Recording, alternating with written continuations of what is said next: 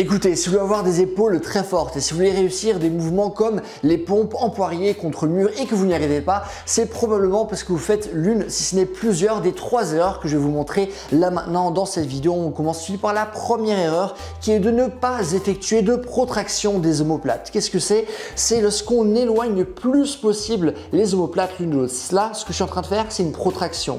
Le contraire d'une protraction, c'est coller le plus possible les omoplates l'une contre l'autre, c'est ce qu'on appelle une rétraction. Et si vous n'avez pas une protraction qui est suffisamment forte, non seulement ça va être très compliqué pour vous d'effectuer une pompe en poirier contre le mur, mais ça va être encore beaucoup plus dur si vous souhaitez l'effectuer sans le mur, c'est-à-dire en restant en équilibre sur vos mains. Ça va être beaucoup plus dur. Raison pour laquelle c'est très important de travailler cette protraction et vous allez la travailler de deux manières différentes. Premièrement, vous allez effectuer des pompes scapulaires. Donc vous allez commencer dans une position de gainage traditionnelle avec les bras qui vont rester entièrement tendus pour être sûr de mettre de la pression au niveau des omoplates. Et ce que vous allez faire, c'est que vous allez naturellement laisser votre corps descendre dans une position de rétraction des omoplates où vos omoplates vont se rapprocher l'une de l'autre. Et donc vous allez aller à l'encontre de cette rétraction pour justement monter et éloigner le plus possible vos omoplates l'une de l'autre, ce qui va arrondir le haut de votre dos. Donc faire cet exercice plusieurs fois dans la semaine, c'est-à-dire 2 à 3 fois et faire 2 à 3 séries d'une dizaine de répétitions, ça c'est déjà un bon début. Mais ce qui va être le plus important, et ça c'est le deuxième point,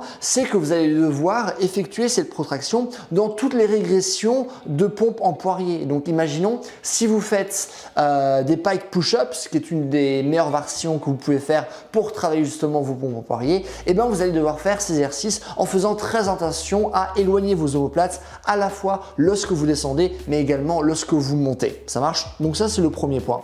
Le deuxième point, c'est que si vous voulez être suffisamment fort par rapport à vos épaules et par rapport au HSPU, il faut que vous fassiez le mouvement avec vos avant-bras qui vont être perpendiculaires par rapport au sol.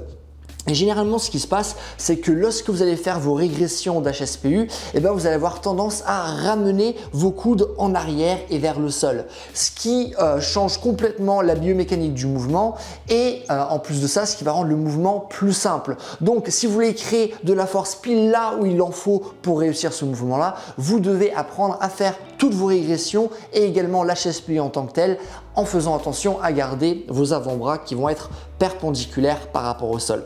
Le troisième et dernier point que je souhaite aborder, c'est que si vous voulez réussir ce mouvement, il faut le travailler de manière suffisante et ce, de manière suffisamment précise. Qu'est-ce que je veux dire par là? C'est que souvent les personnes ne vont pas travailler avec suffisamment de volume ou c'est-à-dire seulement travailler ce mouvement une fois par semaine, alors ce qui est préférable c'est de le travailler au moins 2 fois dans la semaine, ou les personnes qui vont travailler ce mouvement trop de fois, par exemple 4 à 5 fois dans la semaine et qui vont avoir donc par la suite des blessures de surutilisation comme des tendinites, des douleurs au poignet, etc. etc. Donc de ne pas travailler de la bonne manière et de ne pas travailler de manière suffisamment précise, c'est-à-dire que beaucoup de personnes vont se mettre à travailler leur capacité de développé militaire pour avoir un transfert de force vers les pompes en poirier. Alors je vous le dis tout de suite, le développé militaire ne va pas vous donner un bon transfert de force. Donc par exemple, moi je pèse un peu plus de 95 kg, j'arrive à faire d'HSPU contre le mur. Par contre, je vous le dis clairement, j'arrive pas à soulever 95 kg au développé militaire. Moi, ce que j'aime bien faire, c'est ce qui peut être intéressant, c'est du développé militaire avec une protraction des haltères et une rotation. Donc, je commence comme ceci et je tourne. Hop, je suis dans une position neutre. Position de pronation, position neutre, position de pronation. Donc, il y a cette rotation qui s'effectue.